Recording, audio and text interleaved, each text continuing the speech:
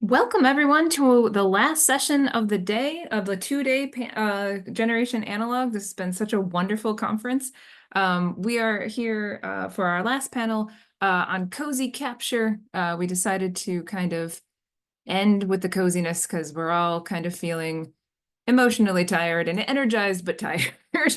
And we did it, yes. So we're going to start our last session with Alyssa Rodriguez looking at home owning the lost fantasy. So Alyssa, whenever you are ready, go for it. All right, let's see if this shows up. There we go.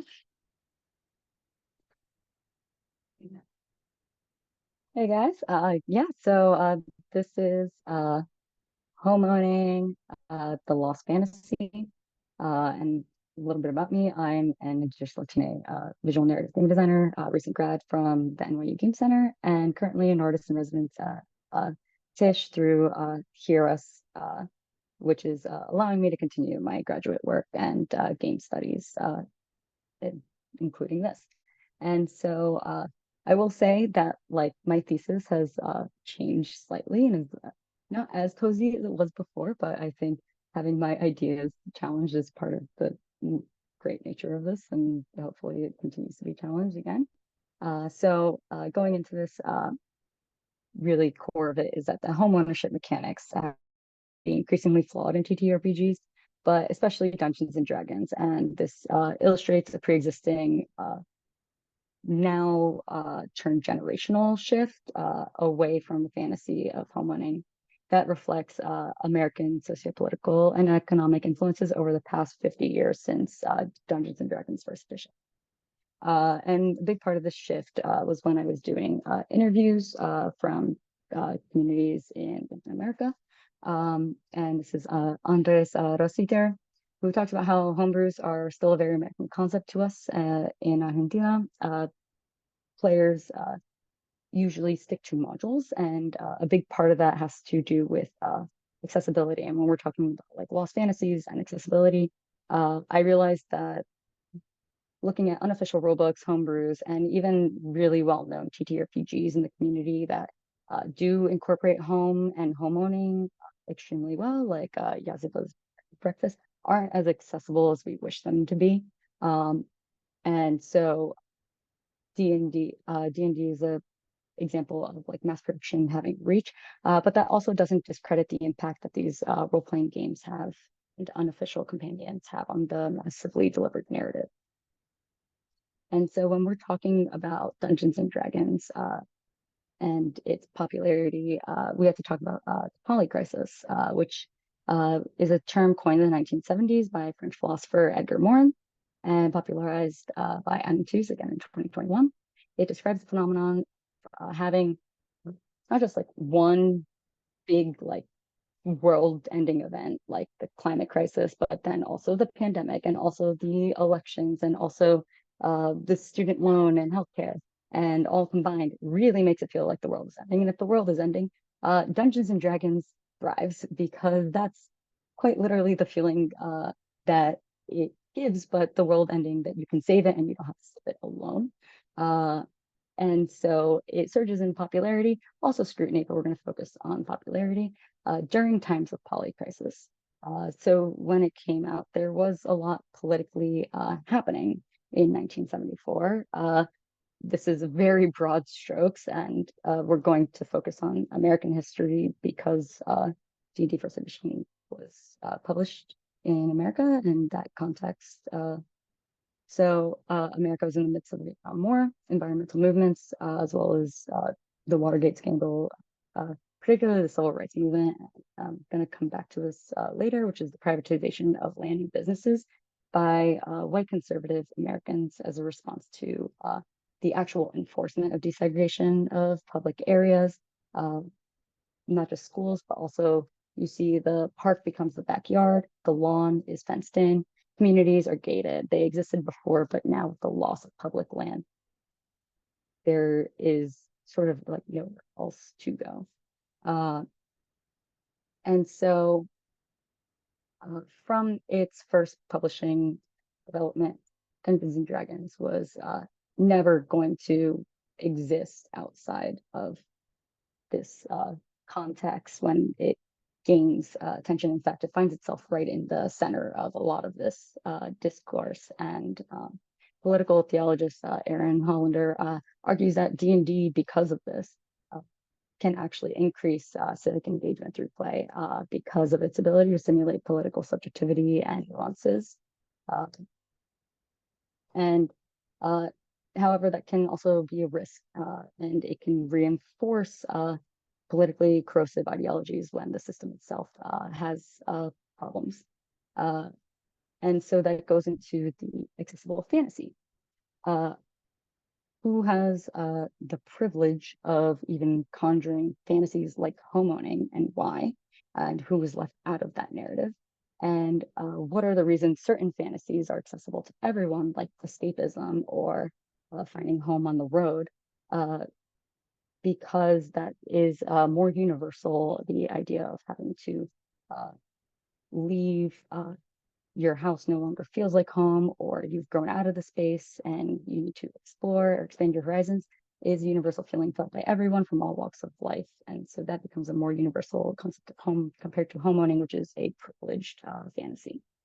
And when we're looking at fantasy of homeowning in D&D, we look at strongholds. In first and third edition, they incorporated mechanics such as upkeep, taxes, 1% increase per XP, and also had active like benefits and challenges for adventures that was part of the play. It was able to acknowledge not just the obtaining and building of land, but also the impact of expansion and growth. And you can tell that this was designed and formed by people who had the privilege to know that they can indulge in escapism, but also indulge in the fantasy of homeowning. So when you get to D&D 5th edition, this sort of starts to collapse some. The Dungeon Master Guide incorporates an economic system for housing maintenance mechanics that is in balance with its own lifestyle expenses, as well as building with some arbitrary rules, such as for construction, every time you're away from said site, construction time increases by 3 days. What was heavily considered in previous editions is now a shade of what it once was. And I argue that it's a combination of lower priority generationally. The fantasy across generations is disappearing more and more, or we found other avenues of home. And it's kept more as an homage to the original older systems rather than reimagine. We could, as players, just ignore a broken system like this, but we shouldn't. And here's why. And I'm going to show 2 parts of the postmortem for Ultima Online, which is their heavy direct D&D influence, and then how their 20th anniversary postmortem talk went.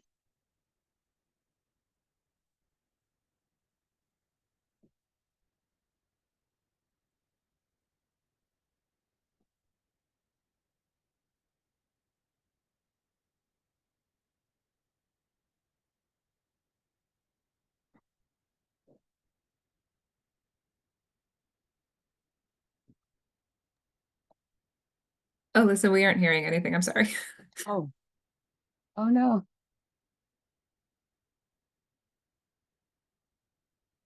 That's okay. I'll just summarize it. Okay. Basically, so in the video for Ultima Online's 20th anniversary postmortem, they started off talking about how they directly wanted to recreate the feeling of Dungeons and Dragons online, the collaborativeness and collaborative storytelling. And at the end of that talk, the last thing that they end on in the Q&A of the 20th anniversary was that they had to incorporate decay into their housing system because it was such a problem. And they started off already with 10% housing availability. And now that has decreased to 4%. and the housing continues 27 years in. So in real time, over several decades, we can see housing become more and more inaccessible to players, which is why we shouldn't just ignore that the system in D&D is broken, because they borrowed directly from it. In that video, he talks about a mechanic that spawns where you have to clear the forest before you can build on it. That comes directly from D&D First Edition. And so, yeah, they are one-to-one borrowing the system. And so Ultima Online inherited a flawed system from D&D and other MMORPGs like EVE Online and Final Fantasy XIV, which borrowed from Ultima Online, are now also in a housing crisis that mirror real life.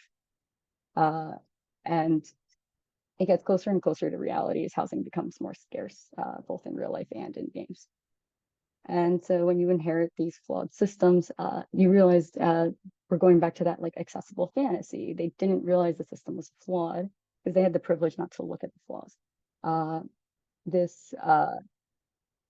One of the prime ones is orcs as hirelings cost half that to hire as a human elf or a dwarf, which mirrors the reality of America in 1970s. Even in the best version of itself, there were always people who were never allowed to be part of the fantasy, particularly Black and other people of color. And that chasm has grown. And also now when you look at the design of the city and even villages like Waterdeep, even though D&D is Western medieval fantasy, this grid and gated system is more akin to modern urban planning, which has a history of redlining and exclusionary policies based on class and race. You know, if you zoom in here, this looks like a city block. And the harbor, like I could say this is closer to Brooklyn than it is, say, England in the 1500s. And then this here is the Heroes Garden in Waterdeep. It is the only public recreational area, this little patch of green up here in the entire city. Is not even the size of a water Davian ball.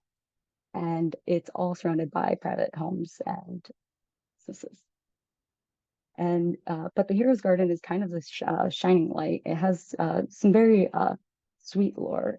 Post the destruction of the tower that once stood there, the land was bought up by the lords and made into a public recreation area, with water Davians trying to carve their names into a tree, which is illegal. The upkeep is on the community as well as the city watch. And it's used once a year by nobility as a religious festival as well. So this is a place that is accessed by people of multiple wealth classes, and has only one successful group that has managed to carve their name onto a tree, and is taken care of by the community. And a lot of times when we talk about D&G or NTTRPGs and communities, we often talk about the player community, but not as much the narrative. And I think the Hero's Garden is this beautiful example of that, a little public green. And I'm also going to reference Rebecca Bradley here, who is the program director of the MA in illustration at the Maryland Institute College of Art, and gives a talk at Icon and a course on maps, real and imagined, and that talks about how fantastical map design should lean into features and like landmarks, with the spaces in between being ambiguous, because these illustrators are not racial, they're not urban planners, and there's a long history of racial othering making, and these illustrators are also just reflecting what the system is already telling. But also it's an opportunity. Like the Hero's Garden, through this ambiguity, you can bring a focus to ecosystem services that takes a little bit less focus on the private home. And so, you know, I do kind of want to end on the Hero's Garden because, yeah, when we talk about home owning, it was never a fantasy that included everyone we came about, and has become more exclusionary since. The system needs reform because other games are going to emulate it. And BIPOC communities and now Millennial and Gen Z have been left out of the fantasy. And while we found alternative ways of representing the home, we deserve to be able to have the ability to dream it if we're actively, even when we're actively being denied it in reality. If we can't fantasize it, then we can't play it. We can't design it. And as a result, we can't aim to achieve a form in the system. Thank you. And Thank you so much, Alyssa. That was awesome. Yes, virtual round of applause for everybody. Yes. Just like you all know the drill by now, we've been doing this for 2 days. So we will have question and answer period at the end after all of our panelists go. So yes, thank you, Alyssa, and we'll stay tuned and we'll ask more questions later.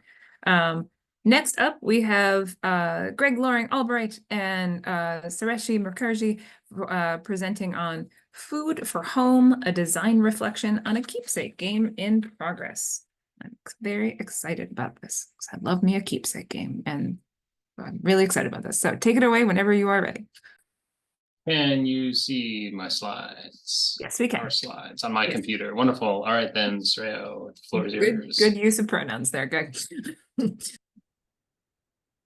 Okay, cool. Hi, everyone. Thank you for the opportunity to share a little bit of our organized ramblings about a keepsake game that we're trying to develop. It's called Food for Home. So we're on the money with theme. Next slide, please.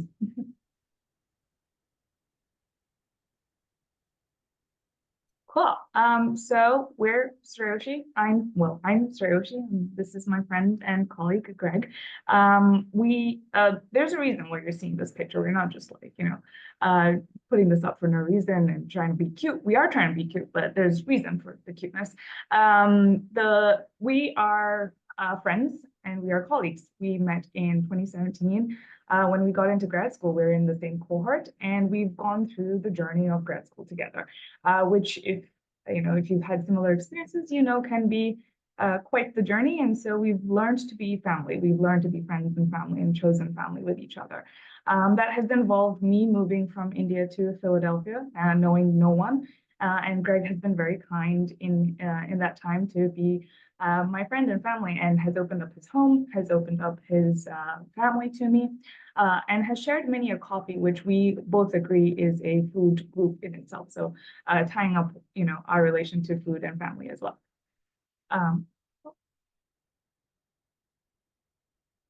For today, we're going to go through, Greg is going to introduce you to Keepsake games if you don't know what they are, which I imagine you do. And then our design goals. And we're going to both talk a little bit about the specific literature review that intersects at food, games, and culture.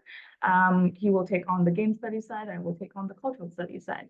And then we're going to go through some reflections, personal, and then also just general reflections.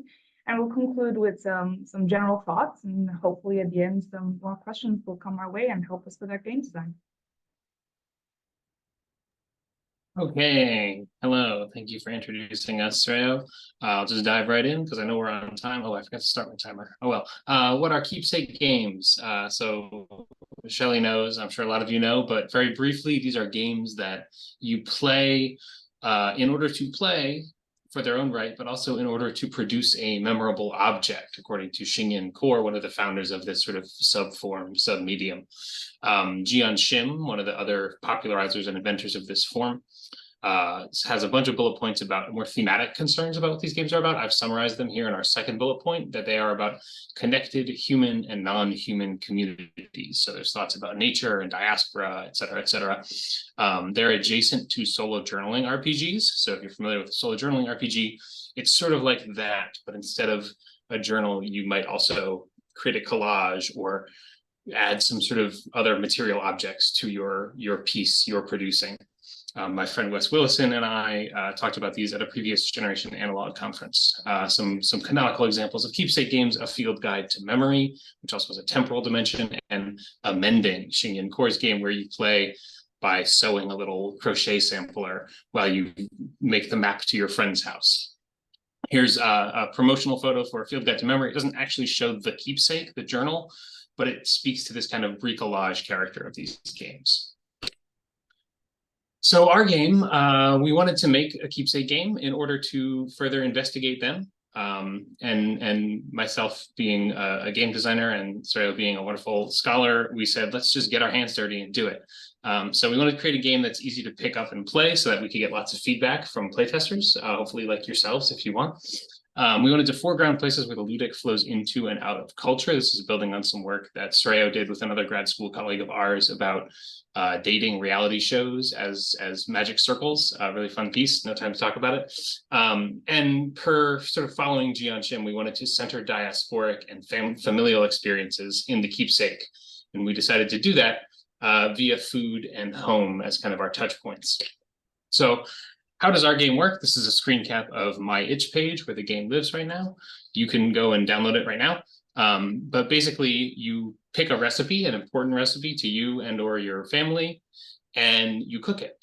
And while you cook it, for every step, for every ingredient, for every tool, for every time you want to stir something, you flip a card from a standard card deck, and we've created a prompt sheet, a very standard sort of indie RPG mechanic to use. So that's what you do when you play this game. You cook something, and you flip cards and you read these questions that we've generated. And those questions ask you to engage with your memory, with your senses, with questions about family and learning techniques and places you are when things are cooked, et cetera, et cetera. So the literature.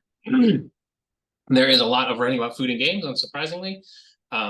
We sort of rapidly just sort of cut off the top bullet point of representations of food. We're not interested in that for this project. It's interesting. I cite Stang 2021. She wrote a great piece about irradiated meat in the Fallout games. It was fun to read, but we're interested in literature about actual food. Ong 2018, this is not Walter Ong, the media ecologist. This is a graduate master's thesis about eating games. The image on the right, he made this game where you have to guess about flavors, and one of these little gelatin desserts is actually Tabasco flavored, and you lost or something when you ate it. So great piece, great master's thesis, wonderful survey of games played via taste and smell. I won't go through them all here. We also found a piece talking about the use case of games for nutrition that involve actually eating, but as far as we could tell, they theorized but did not actually design the game. Of course, there are lots of games that you eat while you cook. Excuse me, games that you eat, games that you play while you cook and eat. I'm not going to walk through this whole list. We can put our slides up later. But notably, fellow presenters Sharon Biswas, Jason Morningstar, Lizzie Stark are on this list.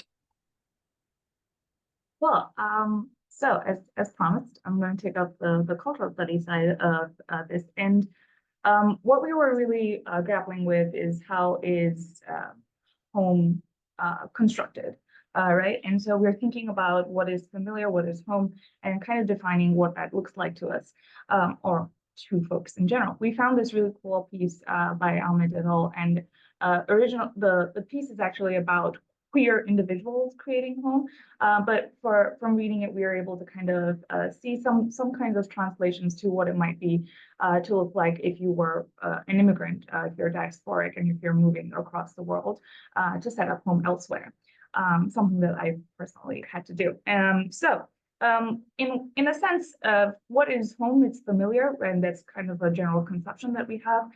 But what happens when you are no longer familiar in your home? And so then you kind of move away from your origin to a different destination. And so in that case, diasporic individuals are trying to assemble two things. They're assembling a home, and they're assembling themselves in that home. And that often is done through kind of symbolically reconstituting memories and kind of that might provide a sense of security. Now, this could look like a livelihood security. This could look like a security away from certain really awful memories. It could look like security away from a difficult culture, or etc. And so migration in itself allows for reassessing these kinds of memories, but it also means that you renegotiate what it is to constantly return to that space. And that means that you get to pick and choose a little bit about what things you want to retain in your home that you are creating, and what things you brought from the home that you left. And so there is this sense also, despite that the fact that you might have left a home that was uncomfortable for you, or caused insecurity in any way, you are trying to create what is a homing desire, which is almost to return to that sense of familiarity or sense of comfort. Another thing that kind of really ties up food and home for us is the concept of a food shed, and that would be looking like, the geography of food. So in this case, when you are a migrant, what does it look like to try to make food that is, essential to your home, but you're in a space where certain ingredients, certain tools, certain processes are not available. For example, I am very tropical, and I moved to Philadelphia, which is not so tropical. And yet I had to deal with wanting to eat food that was familiar with me and not being able to have the same kinds of ingredients. And so there then comes another process, and that kind of really tacks on to the sense of community building or home building for a large number of people who are doing the same thing, where you're kind of globalizing food. So, this kind of bringing in this global sense of like a local culture of food or something. And so you have, I'm laughing because I already know where this is going, and Greg knows it too. But there's a screenshot here of a non-pizza company. And I will die on the hill where I will never be found at a non-pizza company location, because I'm again managing what I understand is performativity and authenticity. I am authentically Indian in that sense, and I refuse to perform this globalization, but it exists. And the point of it is that you've taken this naan, which for all practical purposes, could be a great Neapolitan pizza base. And you put in the sense that, naans can make great pizza bases. Also, if you pay attention to this map, you realize that the states in which these restaurants are located are also basically hubs for where Indians kind of stay. So if you pay attention to where tech has taken us, I'm still waiting for Seattle to do this, but if tech has taken us to these spots, then you have a non-pizza company. So there's a sense of localizing food and creating a sense of comfort, even within unfamiliar foods.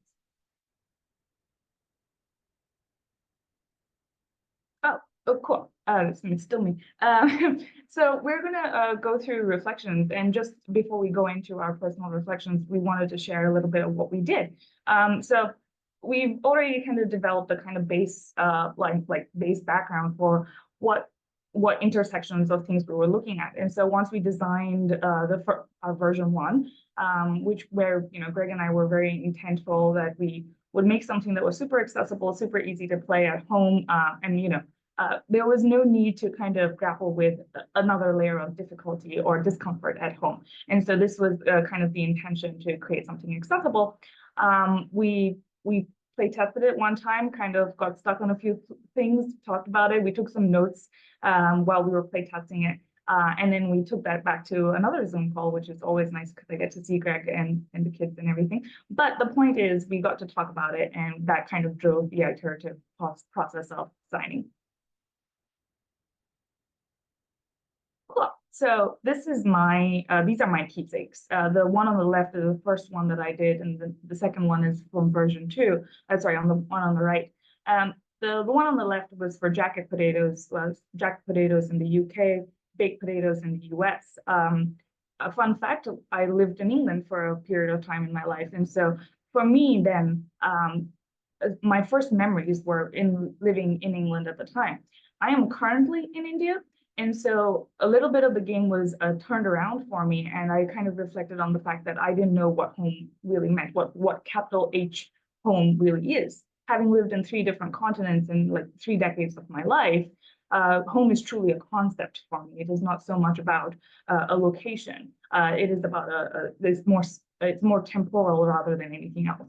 And so home becomes a product of my memories. The jacket potato, great memory. I love eating jacket potatoes because it was, a bunch of starch and butter, and, which child wouldn't like that?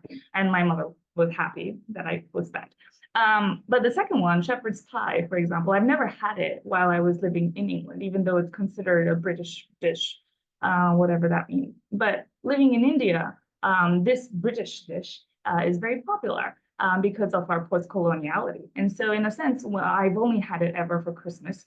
Absolutely hate it. And so in a sense, what it allowed me to do was to kind of renegotiate bad memories in a way. And I thought that the way that I would be able to do that was to kind of change the ingredients. Also, that didn't work. Still kind of really hate it. Do not enjoy cooking this. But again, thinking about memories being negotiated means that we are adapting to different spaces. As I constantly play around with the idea, and this was a huge mental block for me, the fact that I'm in India, which I guess I consider home because I was born here. But you know, I would have been happier if I were back in Pennsylvania, and then I was asked, what is the food that I'd like to cook? And I could easily access the 100 millions of foods that, you know, Indians eat, and I could have done that. So in a sense, I'm grappling again with what are my performance and authenticity again. So like I continue to remain foreign and on the outskirts every time, no matter where I am. And that is because home becomes a concept to me, a memory concept rather than a spatial concept. And so last thought that I had while I was playing this and kind of thinking about the creation of my keepsakes was the fact that it changes and offers freedoms as well. Greg. Yes, wonderful. Thank you. So we are a little short on time, so I will rapidly run through mine. But here are my two keepsakes. The first on the left, my grandma's banana bread, my grandma who recently passed away. So this one felt really good to make, but I didn't like how it looked. And this one on the right, I like how it looks, but I didn't have a lot of feelings about making it because this is not a super important recipe to me. I needed to cook dinner for my family, and I also needed to get this gameplay tested. That's that kind of that first bullet point. I'll jump through the rest so we can get to our conclusion. This Borghini piece is about the ontology of recipes. It's a hoot. It's really good to read. So in conclusion, we learned, we designed, we reflected, we iterated. The game is available for you to play and give us insight to do further iterations. Yeah, so sort of part of our initial thoughts that we kind of learned and confirmed were that recipes and game rules have structural similarities. You are following some words on a paper and you are producing something emergent that kind of transcends those things. And our game kind of then loops it back and says, okay, you can also make this document. I'll skip that point and let Sreya get to her 2 points before we have to conclude. Cool. So one of the things that we realized as we were playing is that basically in creating keepsakes out of recipes, you also kind of realize how precious certain kinds of recipes are. They're very limited in number. The kinds that have enough import to play to make a keepsake out of, like, you know, in terms of recipes, that is incredibly limited. And then it's also just in terms of the actual design effect, very, very difficult to standardize how you're reading the prompts or what you consider as the next step. But we can definitely talk about that later if anyone's interested. And just as we conclude, those are Sreya's dishes, and I forgot to take pictures of mine, so you get to look at jacket potatoes and shepherd's pie. There's our contact info, and there's the link to download the playtesting version of the game. Thank you all for your time and attention. Thank you. Thank you. Whoops, there we go. Thank you both. Thank you, Sreyashi, and thank you, Greg. And we will, yeah, I mean, we will make sure we'll have plenty of time at the end. So if there's any kind of other conclusions that you think of that you want to kind of sneak in there, we can make sure that that happens too. Don't worry. Okay, moving on to our next panelist, we have Kathleen Morrissey talking about practicing consensual play. Welcome, Kathleen. Hi. Let's just see if it shares. It looks like it's cooperating. Let's get started. So, Hello, everyone. I'm Kathleen Morrissey, a PhD student at WPI. And I'm so excited to talk with you today about practicing consensual play and specifically how digital game analysis can inform analog game design. So this presentation has two objectives. It's to summarize my findings from a qualitative study in which I tried to analyze consent using digital games. And then it talks about how insights gained from this reflective study directly informed a current project. I'm working on designing Memoirscape, which is an analog game that centers the themes of consent, and I collaborated with a team of directors and a group of graduate and undergraduate students within the WPI's IMGD program. So a little bit of backstory about Memoirscape. At the end of fall 2023, a few students in the IMGD department actually put together a successful cozy escape room called Home for the Holidays. It was well met and articles were written about it, and we're proud of it, but the design team largely felt unsatisfied because as production went along, we had to sort of abandon some of our more cozy experimental ideas in favor of traditional escape room conventions. So at the end of this project, Dr. Melissa Kagan proposed that interested students would have a chance to do the things they couldn't accomplish by working beyond the class, build a new room, run it for a week, and then debut our work at our home institution, WPI, during 3 days for FDG. So in preparation for this project, I requested that Dr. Kagan would be our narrative director, as she inspired so much interest in cozy games and also has a wonderful expertise in wandering play, which in my opinion is very ideal for insights on consent. So I went about, recruited some core designers from version 1 and moved on to production for version 2. While this was happening, I was conducting my own qualitative study on how to interpret consent using games. These are the primary texts that I looked at: Kodelka from 1999, Final Fantasy X from 2001, and Thirsty Suitors from 2023. At the surface, these games don't have a lot in common, but they all are very interested in narrative, character development, and they all use typical RPG mechanics, which made it rather translatable in study. So for the data set for this research project, I chose to use player journal entries as the primary data set. This decision was based off of the work of 2 different writers. Firstly, I used this textbook Qualitative Communication Research Methods, which is rather foundational for communication studies. And in this textbook, they make the case that journals and diaries are actually the backbone of most qualitative research, and yet these forms of writing typically are not appreciated in academic settings as they're not considered rigorous enough. And while I was reading that book, I was also reading the work of Gabriella Herstick, who is a BDSM sex worker and amazing writer. And though this book isn't strictly academic, it has a lot to say about consent. And consent typically in scholarship emerges as a strong focal point in queer game studies, particularly with the work of Maddie Bryce. However, I think it's important to include and uplift sex worker voices, as folks like Gabriella Herstick are at the forefront of discerning what consent means between partnered individuals and individual play in general. So while I was journaling, I used 3 different playthroughs of the 3 games. The first playthrough is the maybe playthrough, or as I like to think of it, the baseline playthrough, where the researcher makes decisions in game based on authentic desires. The second playthrough is the yes playthrough, where the researcher consents to all perceived prompts. And the final playthrough, the researcher resists any perceived prompts. The results of this research were generative for me, but I want to really focus on the input that directly related to Memoirscape. Across the 3 games, I noticed that consensual play is most welcome in environments where there's a strong focus on relationships. So that can range from painful familial rejection, loving acceptance, and validating romantic connections. There should also be opportunity for solo reflection, so time to reflect on your personal boundaries and preferences. Modeling play, where players can see how consensual play is practiced maintained by others. Space for various play styles. It shouldn't feel like there's only one correct way to play. And most importantly, there should be uncomfortable elements juxtaposed with cozy invitations.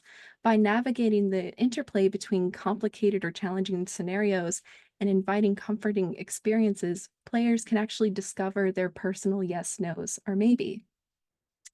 So before I share the work of the team and their contributions, I want to share with you some of the promotional material we used to promote Memoirscape. So here we go. Step into the recreated havens of a Queens, New York City apartment circa 1986. Indulge in the warmth of nostalgia as you experience or explore a slice of time from Dr. Julia Adler's childhood, long before she became a professor or started experimenting with memory technology. Come back to when everything was beautiful and perfect, because it was perfect. It really was. So that's a good segue for our narrative director's contributions, Dr. Melissa Kagan. Kagan was instrumental to the success of the room and was there from the developmental stage all the way through production. And I can't even fit all of the things that Kagan did on this project, but I'm just going to highlight some of the key points. Firstly, Kagan and the designers collaborated on creating pillars in which everything in this room would revolve around. We landed on memory, wanderlust, and glitch. Beyond this, Kagan had an interest in creating a wandering loop where players aren't trapped in an escape room, but they're actually invited to expand the world of the game on their own. There was also interest in queer narrativity, nostalgia play, and replayability through multiple narrative endings. And these themes can be seen in the development of the characters, the setting, and the core concept. Beyond that, Kagan offered me direct guidance and structure to the overall production and direction, trained all the actors involved, performed as Dr. Adler, supervised script production, and facilitated a collaboration with an ongoing theater class in which students created scripts and props for us. I also want to highlight the work of Hannah Balin, the art director and current MFA student at WPI. Hannah's goal was to create an experiential art piece intended to entrance and trap the player, but also to communicate through environmental storytelling. Hannah had a very multi-sensory approach, populating the room with candy, tea, scents and perfumes, and tons of textures. It became an ultimate cozy, nostalgic space, and I would best summarize Hannah's direction as one of complexity, instability, oscillating joy and discomfort through glitch imagery. We also had a large focus on ephemeral narrative and performance. Two writers, Maddie Vesia and Kat Crichton, collaborated on writing 4 different endings as a reward for predictive play approaches. Kagan supervised these 2 writers in this production, and Kat created postcards meant to reward players based on decisions they made in the room and outside of the room. Maddie went on to direct some of the writing team in later stages, performed as Adler, and Kat created other forms of narrative ephemera to further communicate Adler's failing memory, the queer romance that's embedded in the room, and designed a mechanic to populate the room with players' painted rocks, which is essentially meant to represent player artifacts to give a hint as to what the players can possibly accomplish in the space. I also want to credit the work of our tech team. So Toki and Jumor collaborated on creating a 3D printed vintage computer, which is populated with a bunch of arcade games from the 1980s. And this is meant to serve as a hint for the cassette tapes that are hidden throughout the room, but it's also a cozy trap. Some players actually entered the room and chose to just play on the computer, which I think is a testament to the value of this cozy trap. And Jumor actually created the memory machine. So there's a secret lab outside of this room, which if the mindful and patient player who explores the space, as they will discover, these cassettes are all memories from Adler, which contain a code hint. And if players find the machine, type in the correct code, they can actually find Adler's office, which is in a totally different part of the building. I also want to credit the work of Shubham Sharma, who was our performance lead. Shubham is the TA who's sort of this disgruntled, unhappy, underpaid TA who's sort of frustrated with his forgetful advisor, Adler. And he's the first person that you meet in the space and the last person you see. He introduces the players as playtesters for Adler's experiments, and he basically is there to give players permission to do anything they want in this room, with certain safety restrictions, of course. He also distributes the ending based on observing player actions. I also want to credit Renee and Mia, who were 2 writers from this project. Renee really helped me in thinking about memory fragmentation, and Mia was responsible for thinking about cassette tapes as the possible avenue for Adler's memories. And Marissa Higgins was the assistant manager who, towards the later stages of production, made sure that any new additions to the room fit with our design pillars, and also kept Hannah and I mentally sound during this process. And let's talk quickly about the reception. It was extremely positive. During our successful week run, general audience really loved our room, and many people actually wrote to us personally to share their insights and what they had discovered in the space. And during FDG, we actually had a standout installation. Beyond that, we were interviewed by Boston Postmortem, and there's an article in Eurogamer about our room, and we are possibly moving towards Indiecade, fingers crossed, I don't know. And I just want to show you 2 of the reviews. I know they're blocks of text, but The top one is from general audience, and the bottom one is from someone who played the room at FTG, so a game scholar. And if you take the time to read them, you'll see that though they had similar wandering journeys, they both went through all three spaces and discovered it, their takeaways are wildly different. And I think that's a testament to the value of consent in this space, where player context actually informs and shapes what they take away from the room. So to quickly talk about future work, there's kind of a lot. I'm going to be presenting the qualitative study on thirsty suitors at Alt4F4 in September. We're working on multiple research projects based on Memoirscape. I'm working with a small startup to consider consent-focused game development research for pediatric patients. If you're at all interested in medical applications for games, whether it's analog or digital, please reach out to me. And we're also, what I'm most excited about is that we're digitizing the room as an interactive archive. I recruited Michael Maticali and Max Chen, who are two treasured members of the IMGD community, to do this process. And I thought it would be a fun note to end this presentation on by showing you some of the scans of the room. Though this is not at all the end goal, we are going to add interactive elements. But just to give you a sense of what we're up to, this is the computer that I talked about and some of the rocks that players left, which are meant to sort of pique player interest. You'll notice that this space is very grandma coded. There's grandma candies, there's grandma phones that have secret Bluetooth. And you'll see here, this television was actually sourced directly from someone. It's a 1980s television that has real static, which was a very important point for our art director. They wanted to create that tactile sensation of static. And I don't want to spoil too much about this room by revealing our secrets and all the hints, but this is the bedroom of the professor, which, as you can see, suggests a lot about the character of this person. There are also tons of little details that I'm trying not to spoil as I show you. And I would be remiss not to include our disgruntled and very unhappy TA who doesn't get paid enough to do this. When players enter the space, he gives them this playtest sheet, which they use to document their experience. And we also, as designers, use it to essentially decide what ending they get. And their endings are determined by these postcards.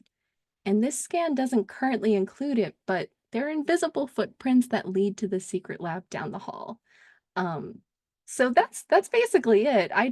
We did something really cool, and I think it informs us about consent, and I hope you guys enjoy it. We're hoping to run the room again in August, and I'll be sure to share that on here as well. So I think that's it. Thank you very much. You are absolutely right that you did something really cool and everybody's loving it, or both with the digital claps and also over in the Discord. Yes, very cool. Yeah, we can't wait to have follow-up questions and talk a little bit more about that in a minute. But we first have to get to our last presenter of the conference. Charley Sharkey is going to be talking to us about tabletop role-playing games as a therapeutic intervention, which I'm super excited about. Yay, Charley. So, yep, go for it. I almost don't want to present. I want to keep hearing about the room, to be honest. Right? That's what happens. You get so excited about these other ones. I think I've seen so many things in the Discord being like, well, now I have thoughts for like 6 other papers. How am I supposed to do that? No, oh, and the voice so relaxing. I'm like, oh no, I don't know if I have that. I might take a nap. Right, we'll give you a presentation first, and then you can take a nap, I promise. Yeah, no, yes, of course. I'll go ahead and time myself so I don't to keep everyone late. Okay. So hi everyone. My name is Charley, as you heard. I go by pronouns she, her. I'm going to be doing a presentation on tabletop role-playing therapy.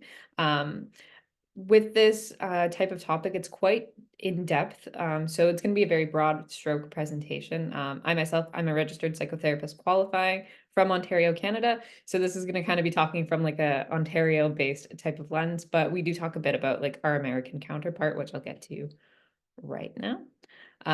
So we are TBG TVG Canada, we just got established this year as of January. The TVG stands for the Bohana Group Canada.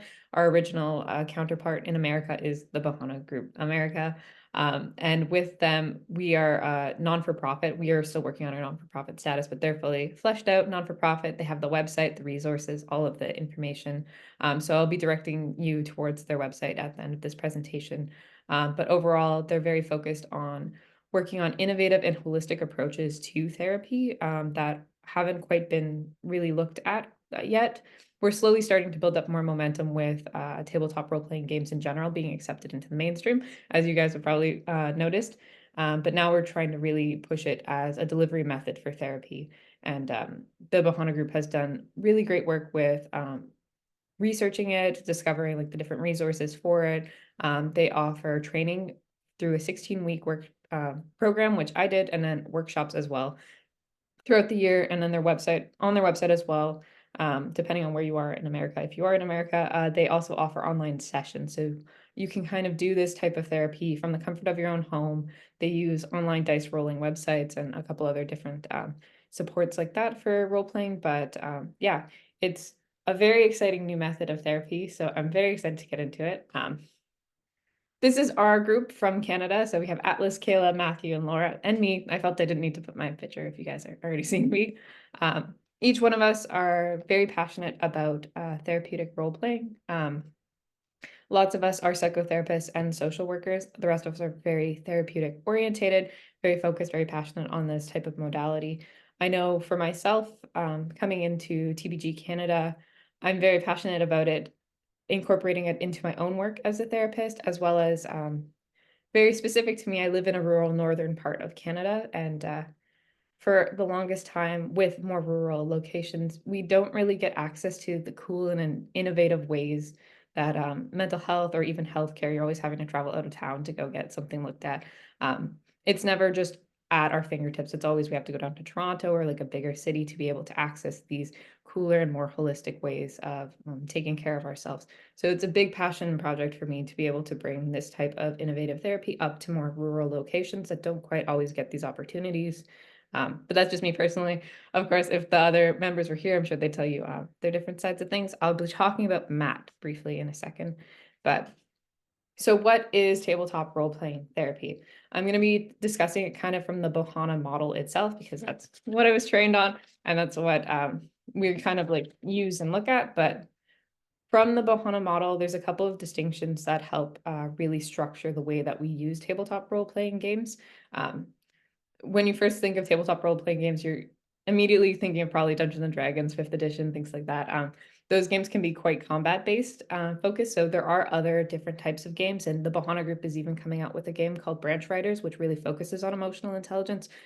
So we do look for games that kind of fit the context of the group that we're looking for, so you probably don't want to bust out a really long character sheet, very rule-intensive game if you're going to be working with children or maybe adults that haven't really played role-playing games before. You kind of want to pick a modality that's going to suit them. And then outside of that, the rest of it is very structured from a group counseling standpoint. So you're still doing therapy, and it's therapy first. Tabletop role-playing is the delivery method of the therapy. So you're still picking your therapeutic orientation, and then through that therapeutic orientation, you're building in the system of tabletop role-playing therapy. So to give you a better understanding of that, because I'm saying all these nice words, I'll just kind of explain what it looks like, and I'm hoping that that will help. So if I'm the therapist and I'm wanting to run a tabletop role-playing therapy group, what I'm doing first is I'm doing my best practices, therapy first approach. I'm looking for people that are low risk. They're, they're not really going through a hard time. They're not really needing individual therapy right now. They're just kind of focused on things that can be brought to a group that is appropriate to bring to a group. So I'm looking for people that are good and consistent enough to come to groups. And then I'm also looking for a group of people that have similar issues to themselves. This is like, I don't want to use Alcoholics Anonymous as an example, but you want to have like a commonality, a common issue that kind of all brings you together, that you struggled through, that you can understand that issue kind of helps build the group. So I'm looking for these types of clients. Then I find the clients and I do the intake, therapeutic intake, make sure I'm understanding everything, they're understanding everything. I work and understand their issues, and then we start setting up goals to help navigate their issues. So if I was doing more of like a cognitive behavioral framework with this, where I'm focused on thoughts, feelings, behaviors. I'm looking at coping strategies, healthy and unhealthy ways that they may be managing their life. I'm going to be talking to them from that therapeutic orientation, and I'm going to be like, okay, so for example, you're struggling with conflict and you have a little bit of social anxiety, conflict's especially triggering for it. What specifically in conflict is triggering, we kind of talk through that. And then we set up goals that help structure them to start working on those skills within a therapeutic session, and also give their character something to do. So we build the character sheet and then incorporate these goals into the character. So the character's kind of carrying these goals with them, and then forces the player to kind of have to consider how to work around them. So what that would look like is, for example, they're scared of conflict. We might include in their character, one of your goals is to try to disagree with one of your team members within like the next few sessions. That might be a small goal, a short-term goal. Another one might be pointing out a conflict you see in the world around you. Maybe a longer-term goal is to be in a conflict yourself and navigate that conflict. And they'll know that's coming down the pipe, that eventually you're going to get into a conflict and we're going to have to work it out, but we'll warm you up to it. Another short-term goal might be you see a conflict and you can choose, are you going to intervene in this conflict? Or are you going to help navigate this conflict? And then through the tabletop role-playing game, we, as the therapist, we set up different events and moments for these clients to have the opportunities to work through those things. So the client can have a little bit of discourse in the group. Maybe there's an NPC that's just typically very disagreeable and giving them a bit of a hard time, but the NPC's warm-hearted and just a little bit funny, but like it's still all friendly. Maybe a little bit later in the session, and the client goes into, I don't want to say goes into a tavern because that's pretty stereotypical for role playing, but the client goes into a shop and there's a man, he's selling potions, but he's arguing with the sorcerer selling him the potions. Maybe they're having a misunderstanding about how things should go between the two of them. And so they're really fighting, and the character then wants to step in and try to solve it because they need the shopkeeper's attention at some point. So they're then having to go in and work on those conflict skills that they're building, kind of talking to both of them, being like, hey, okay, what's your side of the story? What's your side of the story? And working on someone else's conflict. And then while all of this is happening, it's still their character doing all of this, and they're separate from their character. So we can employ different safety tools and also moments of pause where we can pull them away from their character and ask them how they're feeling as a person and how their character is feeling. And sometimes those can be different, where their character might be experiencing, they're angry, they're a little bit frustrated, they're not getting the shopkeeper's attention, but them as a person is, they're having fun. They think it's kind of silly that they're fighting about potions. So there's a little bit of distinction between the two of them, where you can pull yourself out of the character and look at these emotions objectively as well. And that sometimes is a much needed break when you're kind of working on skills. It's especially beneficial because in traditional therapy, when you're on one-on-one with a client, sometimes a client will come in with an issue, come in being afraid of conflicts. You'll work on like how to navigate conflicts. And then it's almost like you have to wait until the client goes out into the real world and experiences a conflict, and then they come back and then you can talk about it. Where in this modality, you in real time can help the client kind of walk through their issue, and they're still in like a completely safe space. The safety tools that are typically employed are like, you can pause the game, and then you can also script change if anything's particularly triggering or hard. The client has the power to request that something be changed a little bit, and it can move at their pace as well. So it's very accessible, and it's a very approachable way of doing therapy if you're comfortable with the role-playing aspects of it. And then on top of that, it can be done from online. So you can do it from your home and be in your own space while still doing therapy, while still not having to sit in a group of people trying to do therapy, trying to figure out what to say or talk to them, and just focusing on the issues.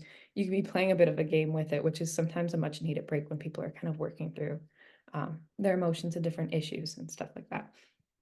So I'm going to whip really fast because I think I talked too much on that slide, but there was a study. You will notice that the first author is Barrett M. That is Matthew from our board. So he's first author on this study. This study was made before TBG Canada kind of formed. So I'm going to be talking a bit about this study, but if you have any more in-depth questions about this study at the end, feel free to let me know, and I can go and ask the first author himself and bring you back a better answer. But they did a study to assess cognitive behavioral therapy in this role-playing therapy modality to see how it affects social anxiety in adults. It was very explorative. what they did was they tested 25 participants. They put them in 4 groups. They each had 90-minute sessions of a tabletop therapy with a control group, 12 weeks long. They checked in at the beginning, 6 weeks, 12 weeks.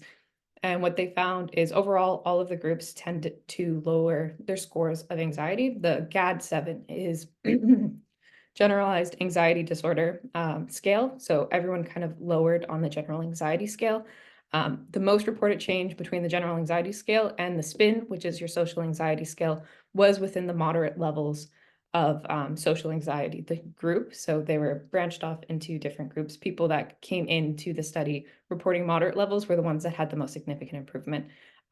There were some who reported quite severe social anxiety coming into the study, and they didn't see much change in or improvement in their anxiety levels, but that is also reflective of how group therapy typically works as well, with people who experience more severe anxieties usually go into individual therapy first, and then they kind of go into group therapy after they've started to manage it. This kind of reflects that you want those clients that aren't going through anything super intense to bring to group so that they're able to handle being in the group setting. I was on the phone with Matt earlier today, and I was asking him about the group. You might be able to see group 4B delayed. And I'm like, why is there a 5th group if you're only testing 4 groups? And what he was saying is this 4th group, they were part of the control, the recreational group first. And the recreational group looked at, they watched Stranger Things on Netflix as opposed to doing the tabletop role-playing therapy. So they were still together doing something, but it wasn't therapeutic. But they were told that they were going to be playing a game. And then so they finished starting to get through the Stranger Things thing, and then they were asking about the game. And then so to not disappoint them, they had to do a delayed group. And after they finished collecting the data from them, they then got them to play a game with them as well. They got to do a therapeutic game. So they collected their data and also included it in the study too. But yeah, I thought that was very sweet. So the Bahana group is a great resource to go to. 2 other ones that you can look at. They're both also non-for-profits. Games to Grow tends to lean more towards the education, but is very informative. And then Geek Therapy also has that therapeutic approach and lens to it. All 3 of them offer really great resources if this is something that interests you. In the therapeutic field in general, it's just very exciting to have this type of modality kind of start to hit the mainstream and people be interested in it and wanting to do it. But yeah, if that tickles your fancy. But other than that, thank you. I've left our email at the bottom if you had any questions or if you wanted to say hi, that sort of thing. But yeah, thank you for listening. And this has been my TED Talk. Well, it was a very good TED Talk, so that's good. Thank you so much, Charlie. Okay, so if folks want to come back, our panelists want to come back onto, I can do that just so that we can kind of, just so that I'm not just looking at myself as Sreyashi said earlier. Yes, so if we have, we definitely have lots of times for questions, and then we can just have a really rich, wonderful conversation. I think what I want to do first is just give Greg and Sreyashi a little bit more time, because I feel like they had just a little bit more to say, and quite frankly, I'm very curious about, what did I want you to talk about? The idea of like how you're working with negative memories, or how negative memories kind of come out of this game. And then people in the almost in the Zoom, in the Discord, were kind of curious about like the structural similarities to recipes. And then me, because I'm really interested in accessibility things. One of your slides said something about like, oh, maybe this is bringing up accessibility issues for in terms of like how your game is operating. So yeah, I wore my spoon earrings today. One, not just because you're doing a game on food, but because I'm low on spoons right now. So yeah, talk more about accessibility, please.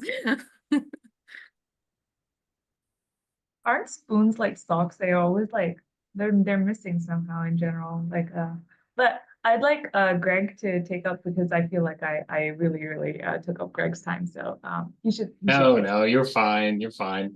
On the accessibility point, after our first playtest, both Sreyo and I, kind of the core of our reflection was like, oh shit, it's really hard to cook and play a game, even a very simple one. We had this sort of structure of like, you draw cards from this pile if you are doing this type of task, and that if you're doing that type of task. And we really quickly came into like we ended up with a bunch of things like on stack, as Magic players would say. It was like, okay, well, I touched a wooden spoon, so I have to grab from this pile, and I'm stirring, and that's a process, so I have to grab from that pile. Oh, and I'm stirring broth, so I have to grab, and it was just like I recorded an audio log of myself playtesting, and I was like, okay, I'm drawing this card, and then I have to draw that card, and then I have to draw that card. Oh shit, it's boiling over, and just like basically, we thought we had made a simple game, and we had made a game that was too complicated to play while you cook, and so just like. This sort of points as well towards the question about like the structural similarities between cooking recipes and playing games from rule sets, right? Of like, it's the same headspace, right? I could not manage to do them both at the same time because it was like trying to play two games at once. And so we had to really, even from our version 1, which was pretty simple, we had to bring the complexity down even further. So just that type of like cognitive load accessibility. We didn't talk or think too much about like disability accessibility. Yeah. Awesome. No, that's good. Yeah. Sreyashi. I have a related point that Greg and I spoke about earlier, but you know, another part of like what becomes accessible is also the recipe in itself. So I come from a culture where we do not write recipes. This is, you know, we hand it down or we talk about it. My mother, I think there's a meme that goes around that says, you know, you put in as much until your forefathers are satisfied, and that's kind of like the way that I would cook. You know. Heavy on the spice. And so the point is also in like trying to constitute what becomes these steps then is also another kind of mental load that you're thinking about, oh, but then this much and how much is like, you know, enough, or and that kind of adds another layer. But I think Greg had a more easier time with that, or like just was kind of mind blown that all recipes are written in a sense. Yeah, I mean, I sort of came at this from the Keepsake, being like, well, of course, the Keepsake is the recipe. Recipes are written down. You know, when my grandmother died, everyone emailed around her banana bread recipe that I cooked, and it was like, now you have grandma's banana bread recipe because you have the file, and it's like instantly I started talking to Sreya about this game. Was like, oh yes, so that is a very specific positionality that I embody. Absolutely. Yeah. Which I'm glad is what you were talking about in terms of like how your game is not only talking about memory, right? When I was reading your abstract, I was like, oh yeah, we're going to talk about Proust. And I was like, oh wait, no, we're not. That's okay. We don't have to talk about Proust. Proust is sort of like the unspoken, you know, the save a seat for Elijah, right? Like we are saving a seat for Proust. We made some Madeline jokes when we were on our design calls. So yes, Proust is absolutely there. We just didn't get time to talk about it. That's okay. Speaking of like engaging with bad memories though, mine were not awful, but I was just genuinely thinking about how the shepherd's pie was something that I would not have wanted to consume ever again, like voluntarily. And it's not that it was associated to a bad time, like Christmas was fun, and you know, it's again, like there's other aspects of it, you know, being post-colonial, being Indian, you're not religiously aligned to Christmas being, you know, an intentional festival, but just like enjoying festivals because this is a secular atheist household of mine. But like that being kind of where we were coming from, and just remembering this, that was like every time I had to consume the shepherd's pie, I felt this kind of reaction to it, and it was it. So what I thought was interesting about having this kind of negative, and I really do mean this is a very trivial negativity, but the sense was maybe this is the opportunity where I get to play around with it. And so I really changed the recipe and still came up with nothing. Like I still didn't like it, which is upsetting in a different way, which meant that I didn't like my own cooking. But the point is, I think that there's something to be said about certain kinds of memories of like what homeliness looked like that you just do not want to go back to. In a lot of cases, I'm thinking like, you know, people who are refugees who moved to different countries, they might not want to think about why they moved because that might have been an incredibly difficult war-torn country, or, you know, which is not to say that, you know, once you're immigrant elsewhere, that life suddenly becomes like amazing. So, you know, you're constantly, as you are creating homeliness, you are also negotiating difficulty and difficult memories. I think someone called it awkwardness in the Discord, and I think that's probably fair. Yeah, absolutely. So right. And then to harken back to so many conversations we had yesterday, is thinking about like, where is that okay, right? Like, where is it okay to push into that kind of like awkward moment that becomes transformative versus issues of consent versus issues of safety tools versus issues of no, this I've reached my edge, right? Like I cannot take a further step, right? And I think a lot of this harkens or is also dealing with issues of not only consent and safety, but also privilege. As like Susan Harmon was talking yesterday about like whose domestic ideals are we encapsulating in this coziness, right? Like whose story are we really telling? Who are we kind of like putting into the spotlight of like, oh, that's what I want, right?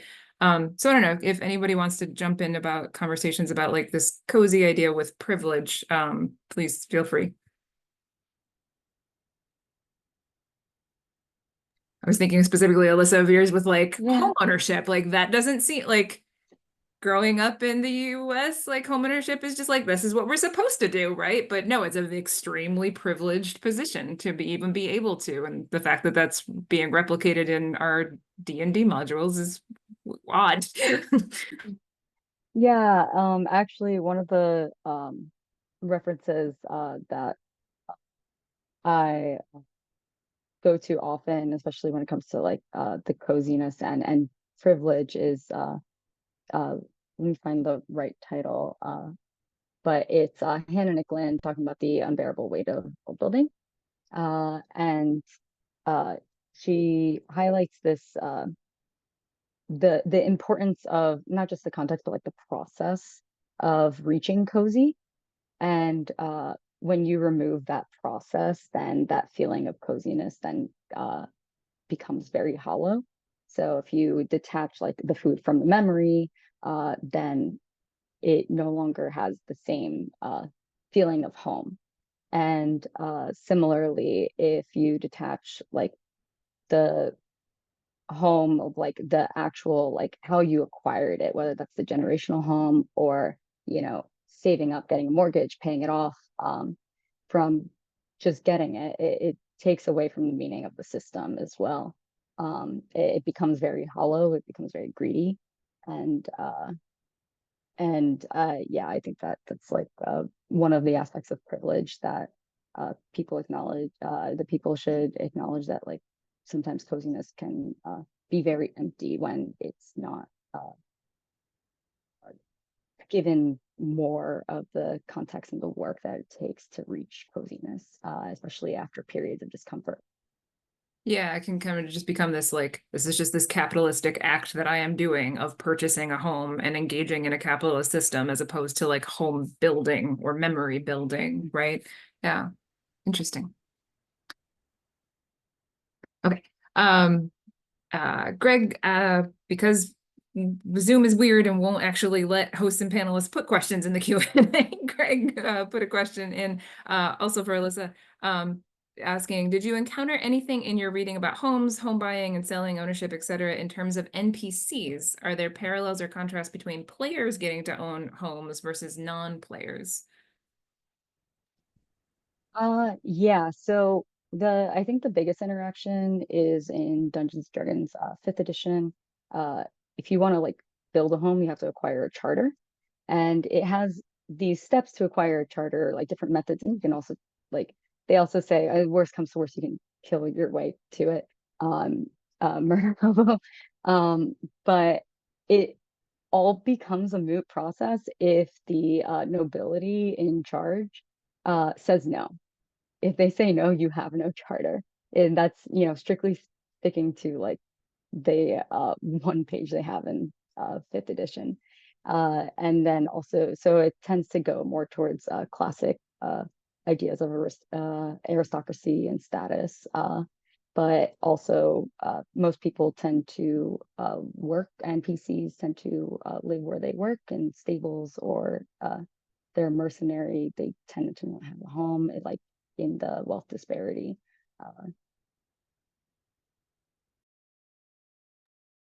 Thank you. Appreciate it.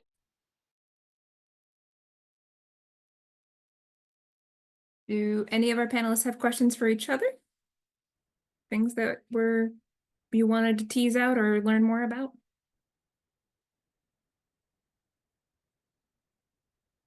I know we're all a little Zoom fried right now.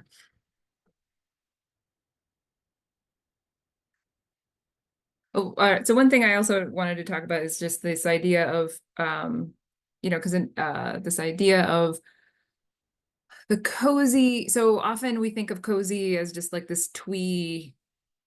Like literally yesterday, after being on Zoom all day long, I went and played my usual Stardew Valley game with friends, right? Because I needed to just pet some electronic goats and just see that little heart over their heads and know that I had contributed, like, I don't know, digital like joy and love into the world somehow, right? Like that's just what I needed at that moment. So I needed, that was more about just, like it's a downtime, it's an activity I do with friends that I don't get to see because they live in a different state, things like that. But I'm wondering about like this idea of the cozy, not just as twee and cutesy, right? But as kind of connected to this emotional growth, right? Connected to this, emotional conflict. Because even in games where there is that kind of safety, or that is, like Stardew Valley is not really a just twee cozy game. When you start digging into some of those conversations people have, you're like, oh wait, no, this character, his family life is really dark actually, and very trauma inducing.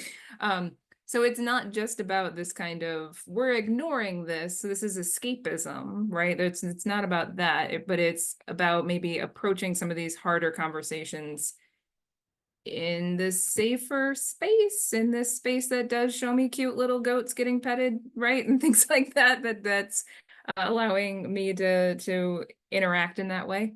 So I don't know if anybody has any thoughts on that in terms of maybe the perceptions of cozy as to what cozy is actually doing for us. Kathleen, go for it. Yeah, what you were saying reminded me of Bernadette Flynn's Digital Hearth, um, where Bernadette Flynn really describes how cozy is sort of defined by its binary nature. In order for the warm hearth to be comforting, there has to be the storm outside as a contrast, and it's through this contrast that you create meaningful comfort.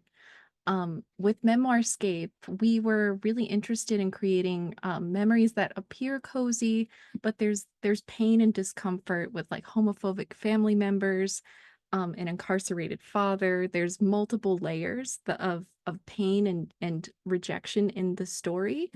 And by the end, you can't really solve Dr. Adler's broken memory, but you can bring her comfort and you can reunite her with her lover. So with all that said, I think coziness isn't about saving or solving. It's about creating contrast and finding comfort in that space, if that makes sense.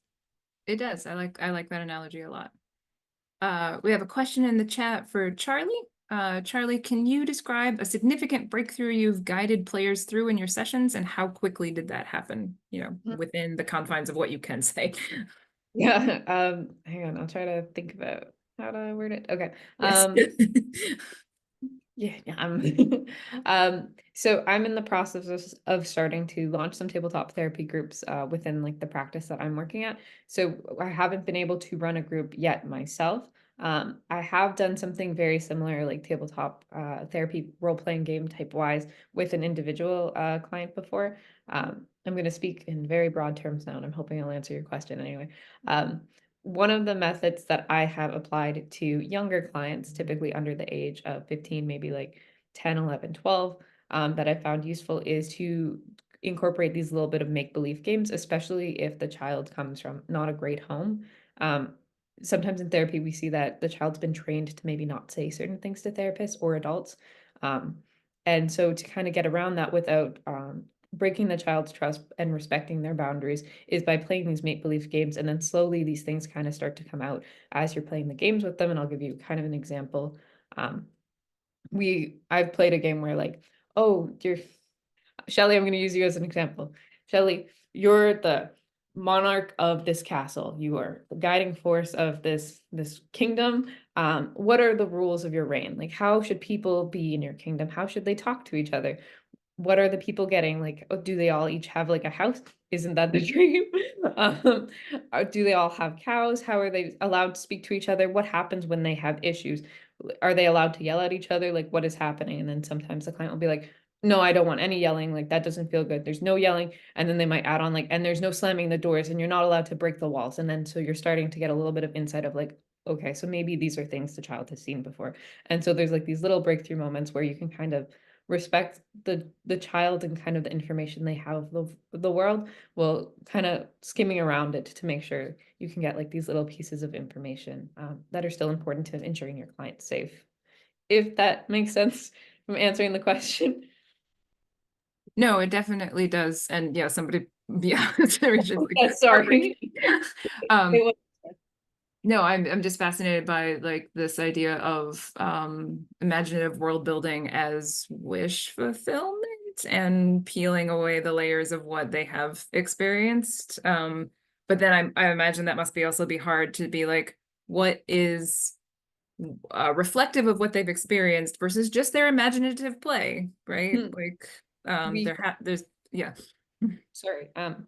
What I've learned to do is to start to you can test their emotional intelligence by then, like in the monarch of the kingdom, these two people come up to you, they have an issue. The cow is on like half of their property and half of this guy's property. So like, how are you helping them solve this issue? And you can kind of start to see emotional intelligence form and like the different ways that they'll problem solve situations, which can also help kind of understand where they're coming from cognitively as well.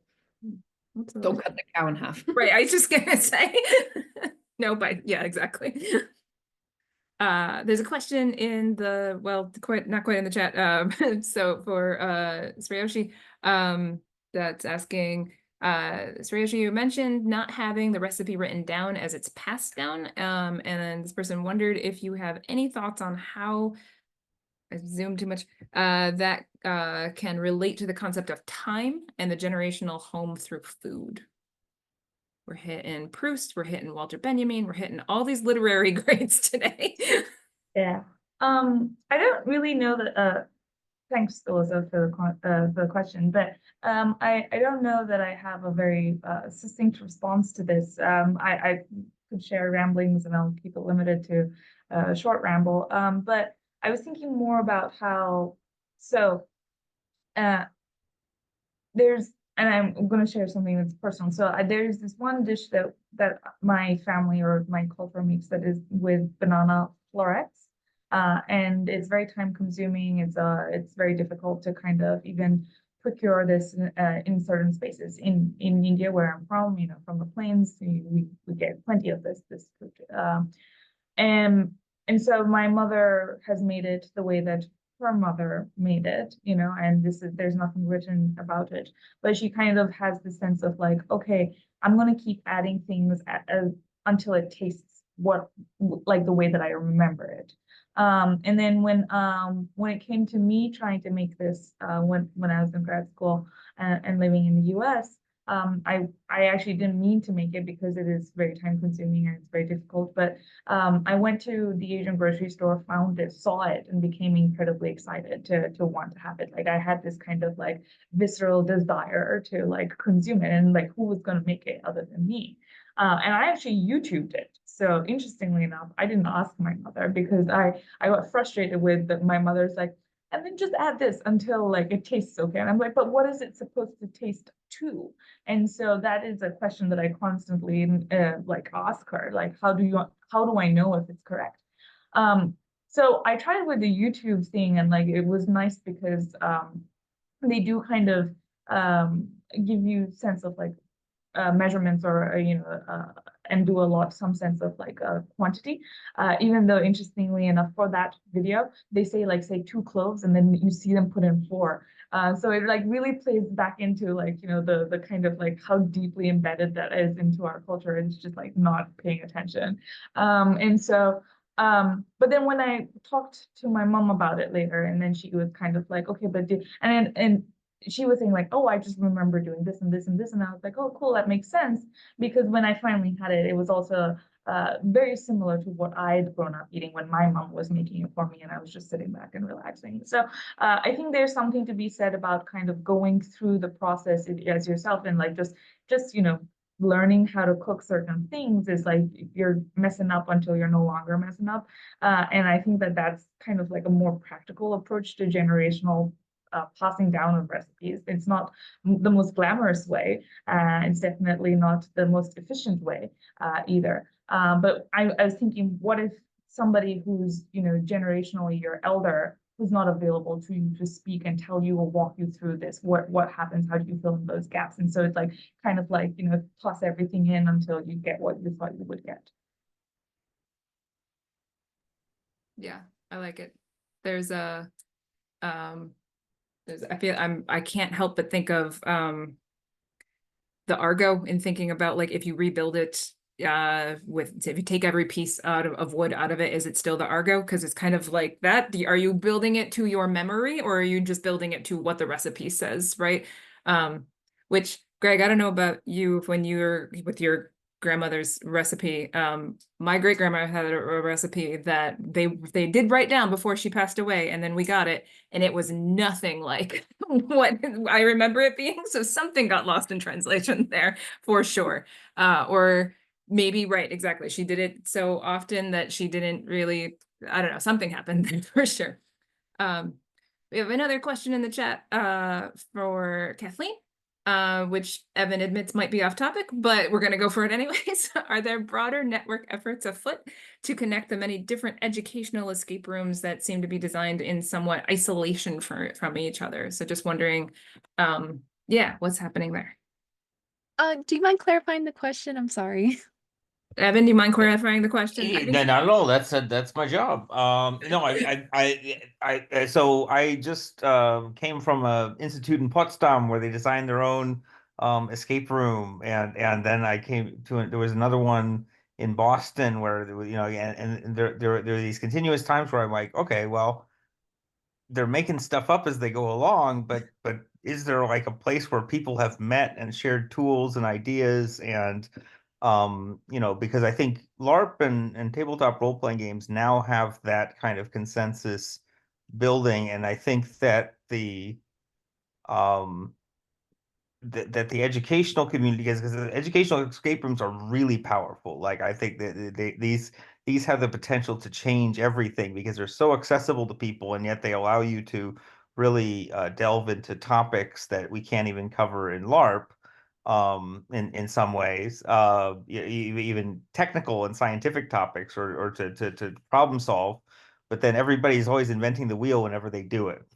And so that's my question is like, is there, do we know if there's more stuff happening where we can centralize and consolidate some of that knowledge and not feel like, oh, okay, we're building an escape room and we're doing something no one has ever done before?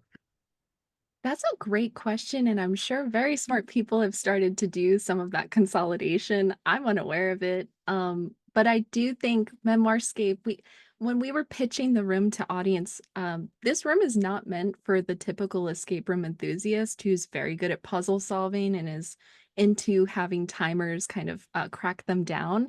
There's no time element. You have no idea how much time has passed.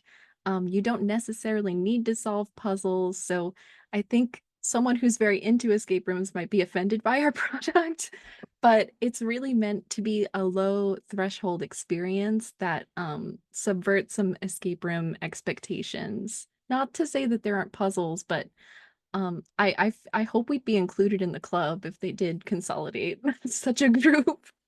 Well, I guess just to follow up, what you're doing is so experimental that, you know, we would have an audience for it in Indiecade, I would say, speaking on behalf of Indiecade, but then like that's its own thing and not, you know, the general escape room and other populations. So yeah, I think that this needs a home, and I'd love to help with that.